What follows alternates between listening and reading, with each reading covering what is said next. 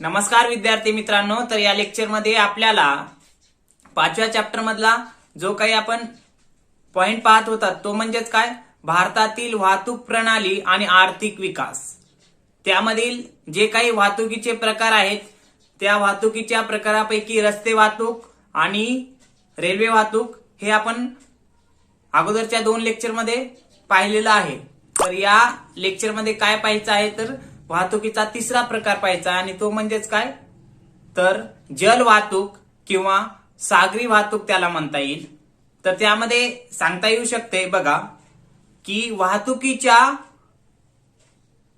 प्रकारापैकी ही जल वाहतूक अतिशय खर्चिक म्हणून या ठिकाणी सांगता येऊ शकते. वाहतुकीच्या क्षेत्रात या जल वाहतुकीला अतिशय महत्व प्राप्त झालेलं आपल्याला दिसून येते. त्याचं कारण म्हणजे भारताला जे काही किनारपट्टी लाभलेली आहे आणि त्यासोबतच काय, जो काही विदेशी व्यापार आहे, हे लक्षात. म्हणजेच या ठिकाणी सांगता येऊ शकतो की जे काही एकूण वाहतुकीचे प्रकार आहेत कोणते, की रस्ते वाहतूक असेल, रेल्वे वाहतूक असेल किंवा मग हवाई वाहतूक असेल, या सर्वांपैकी ही वाहतूक अतिशय महत्वाची या ठिकाणी सांगता येऊ शकते. कारण भारताला जे काही समुद्र लाभलेला आहे किंवा मग समुद्र किनारपट्टी लाभलेली आहे आणि विदेशी व्यापारासाठी मालाची वाहतूक ही जलमार्गानेच होत असल्यामुळं या जल वाहतुकीला अतिशय महत्व प्राप्त झालेलं आपणास सांगता येऊ शकते. त्यासोबतच काय, या जल वाहतुकीचे भारतामध्ये 2 प्रकार सांगण्यात आलेले आहेत आणि ते म्हणजे कोणते, एक आहे अंतर्गत जलवाहतूक आणि दुसरा आहे किनारपट्टी किंवा मग सागरी वाहतूक. या भारतातील जलवाहतुकीच्या 2 प्रकारापैकी पहिली वाहतूक आपण थोडक्यामध्ये या ठिकाणी पाहू. ती म्हणजेच कोणती, तर अंतर्गत जलवाहतूक. त्यामध्ये सांगता येऊ शकते भारतामध्ये अंतर्गत जलवाहतूक ही प्रामुख्याने नद्या, कॅनॉल किंवा कालव्याद्वारे, तसंच सागरी किनारा यामध्ये नाव, आगबोटी, हे लक्षात, यांच्या साहाय्यानं होत असलेली आपणास दिसून येऊ शकते. त्यासोबतच ही अंतर्गत जलवाहतूक देशाच्या अंतर्गत विकासाच्या दृष्टिकोनातून अतिशय महत्वाची या ठिकाणी आपणास सांगता येऊ शकते.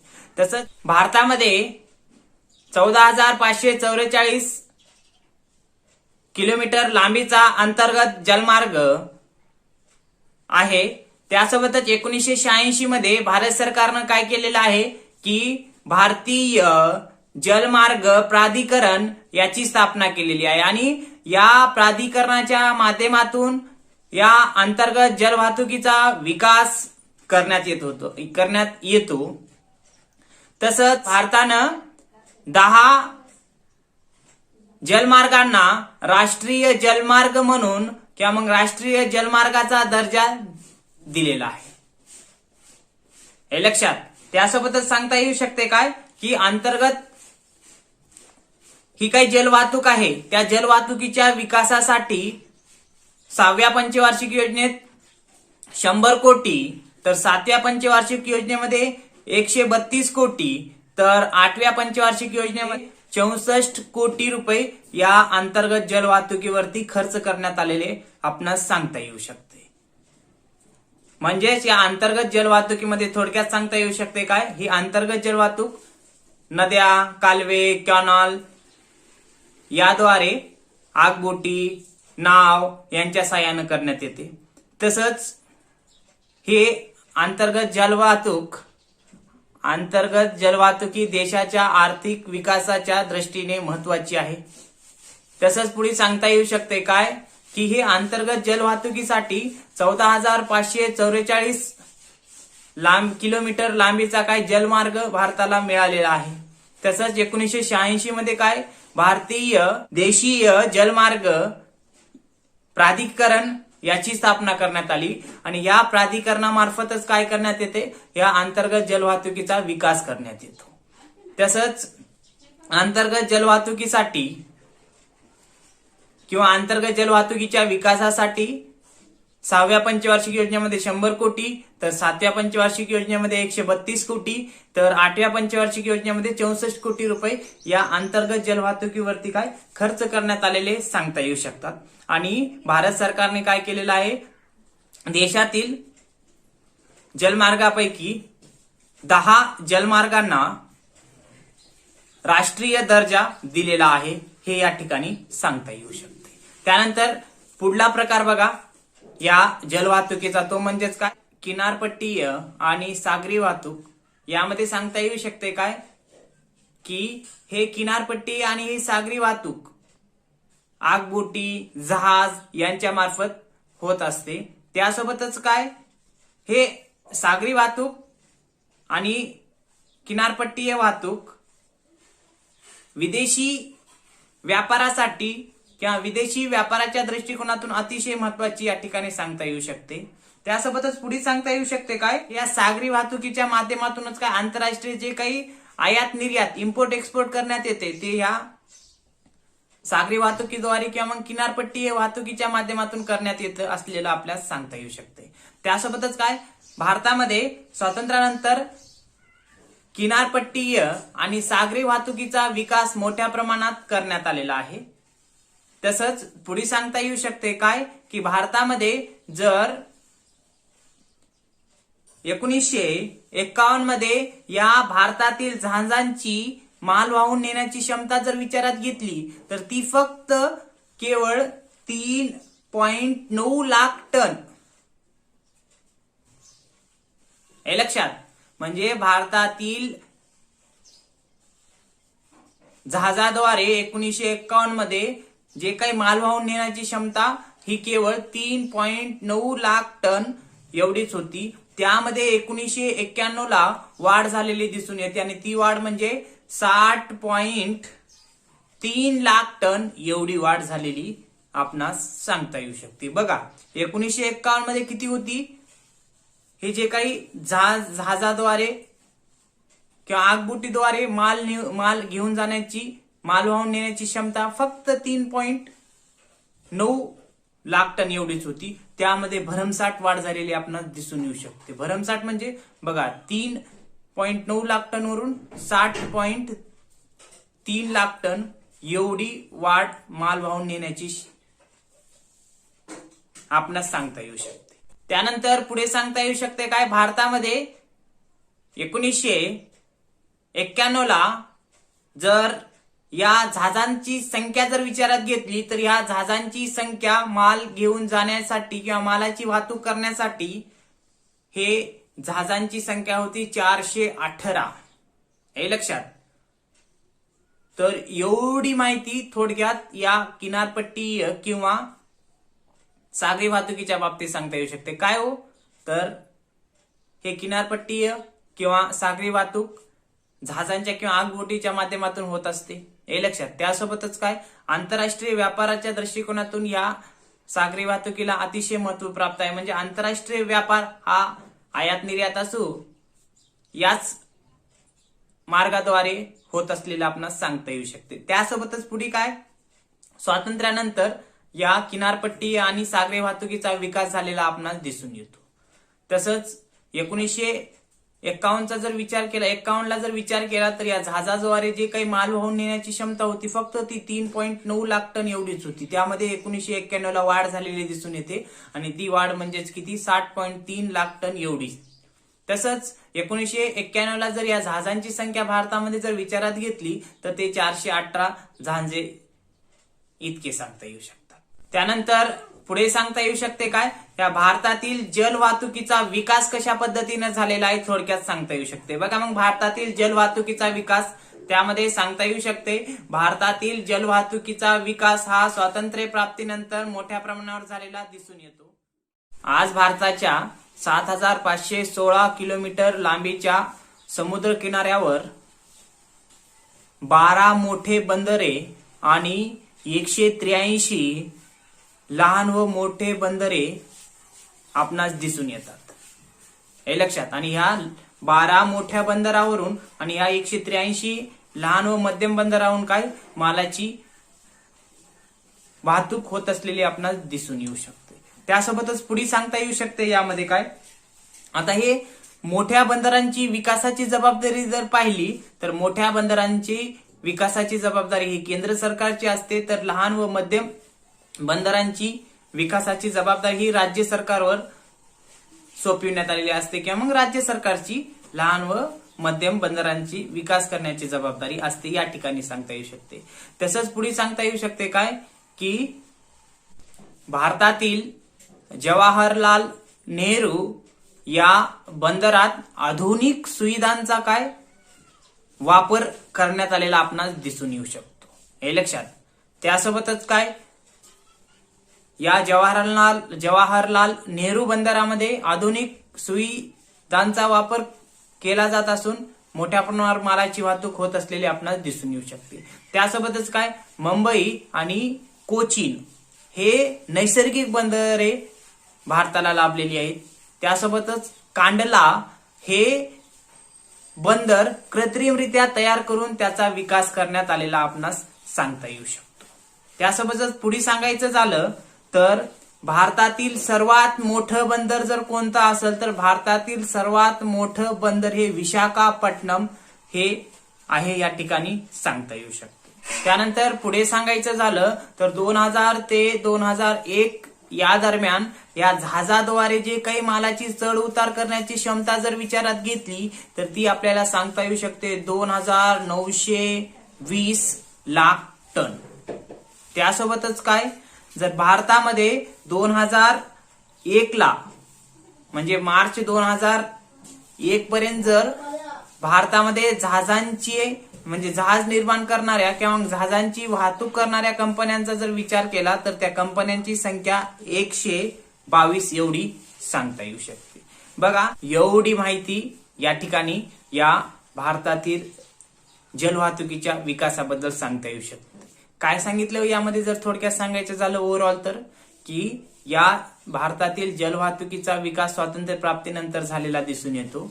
भारताला जे काही 7516 किलोमीटर लांबीचा समुद्र किनारा लाभलेला आहे त्यावरती काय 12 मोठे बंदरे व 183 लहान व मध्यम बंदरे सांगता येऊ शकतात. मोठ्या बंदरांचा विकास करण्याची जबाबदारी केंद्र सरकारची तर लहान व मध्यम बंदराच्या विकासाची जबाबदारी ही राज्य सरकारची असते. त्यासोबतच काय सांगितलेलं आहे की भारतातील जे काही जवाहरलाल नेहरू हे बंदर आहे त्या बंदरामध्ये काय आधुनिक सुविधांचा वापर केलेला आपल्याला दिसून येऊ शकतो. भारताला मुंबई आणि कोचीन हे नैसर्गिक बंदर लाभलेलं दिसून येते, तर कांडला हे बंदर कृत्रिमरित्या तयार करून त्याचा विकास केलेला दिसून येतो. तर भारतामध्ये 2000 ते 2001 या दरम्यान हे जहाजाद्वारे जे काही मालाची चढ उतार केली जात आहे त्याची क्षमता जर पाहिलं तर 2920 लाख टन एवढी सांगता येऊ शकते. त्यासोबतच काय की भारतामध्ये या जलवाहतूक करणाऱ्या कंपन्यांची संख्या मार्च 2001 पर्यंत 122 एवढी सांगता येऊ शकते. त्यानंतर आपल्याला काय बघायचं आहे तर या जलवाहतुकीचे फायदे. बघा भारतातील जलवाहतुकीचे फायदे त्यामध्ये नंबर 1 सांगता येऊ शकतो काय की आर्थिक विकासाला चालना. आता ही जे काही जल वाहतूक सागरी किंवा किनारपट्टीद्वारे किंवा मग अंतर्गत जल वाहतूक होणार आहे त्यामुळं काय होते भारताच्या आर्थिक विकासाला चालना मिळत असलेली दिसून येऊ शकते. का कारण मोठ्या प्रमाणावर या जल वाहतुकीच्या माध्यमातून किनारपट्टी आणि सागरी वाहतुकीच्या माध्यमातून काय केले जाणार आहे आंतरराष्ट्रीय व्यापार करण्यात येणार आहे आणि आंतरराष्ट्रीय व्यापार केल्यामुळे भारतातील जे काही वस्तू असतील ते वस्तू जल वाहतुकीद्वारे इतर राष्ट्रांना काय एक्सपोर्ट करण्यात येणार आहेत. त्यामुळं आपल्याला त्या ठिकाणी काय आर्थिक बाब म्हणून पैसा किंवा मग गंगाजळी प्राप्त होऊ शकते आणि तो पैसा काय भारतातील आर्थिक विकास करण्यासाठी वापरण्यात येऊ शकतो. त्यामुळे काय आर्थिक विकासाला चालना मिळून येते. बघा भारतामध्ये जे काही रस्ते वाहतूक आणि रेल्वे वाहतूक होती त्या माध्यमातून इतर देशांना जर आपल्याला एक्सपोर्ट करायचं असेल हे लक्षात ते करणं शक्य होत नव्हतं हे लक्षात. त्यामुळं या जल वाहतुकीच्या माध्यमातून आपण आंतरराष्ट्रीय व्यापार हा सोयीस्कर करू शकतो, हे एक सांगितले. आणि त्यामुळे काय आर्थिक विकासास चालना मिळत असते. दुसरा फायदा बघा, वस्तूची सुरक्षितता. आता जे काही क्रूड ऑइल वगैरे असतात, जे काही माल असतात, जे रेल्वेनं किंवा मग रस्ते वाहतुकीनं घेऊन जाणं सुरक्षित नसतं. पेट्रोलियम पदार्थ असतील, हे लक्षात, डिझेल वगैरे असतील, ऑइल असतील, क्रूड ऑइल वगैरे, हे रेल्वेनं घेऊन आलं किंवा मग रस्ते वाहतुकीनं झालं आणि स्फोट जर झाला तर सुरक्षितता बाळगता येत नाही. पण जल वाहतुकीच्या माध्यमातून जर आपण ते घेऊन आलं तर आपल्याला ते सुरक्षितरित्या काय एका ठिकाणाहून दुसऱ्या ठिकाणी घेऊन जाता येऊ शकते. म्हणून सुरक्षितता हे एक फायदा या ठिकाणी सांगता येऊ शकतो. त्यानंतर तिसरा फायदा बघा, कमी खर्चाचे साधन. आता जर पाहिलं तर हे जल वाहतूक हवाई वाहतुकीच्या तुलनेत हे जर पाहिलं किंवा मग रेल्वे वाहतूक, रस्ते वाहतुकीपैकी जर अंतर्गत किंवा देशीय जल वाहतूक होत असेल तर ती कमी खर्चिक आपल्याला काही ठिकाणी सांगता येऊ शकते. हे लक्षात, सागरी वाहतूक ही हवाई वाहतुकीच्या तुलनेत कमी खर्चिक ही सांगता येऊ शकते. त्यानंतर पुढचा फायदा बघा, आंतरराष्ट्रीय व्यापारात वाढ. आता हे जे काही फॉरेन ट्रेड होणार आहे, इम्पोर्ट असेल किंवा एक्सपोर्ट असेल, कशाच्या माध्यमातून होणार आहे तर मोठ्या प्रमाणावर भारतातील वस्तू विदेशामध्ये आणि विदेशातून मोठ्या प्रमाणावर वस्तू भारतामध्ये जर आणायचं झालं तर ते आपल्याला सोयीस्कर जलमार्गाद्वारे आणता येईल. हे लक्षात, म्हणून आंतरराष्ट्रीय व्यापारामध्ये वाढ झालेली आपणास दिसून येऊ शकते या जल वाहतुकीमुळे. हा एक फायदा सांगता येऊ शकतो. त्यानंतर संरक्षण. तर बघा, संरक्षणाच्या दृष्टिकोनातून सुद्धा काय हे वाहतूक अतिशय महत्वाची ठरत असते.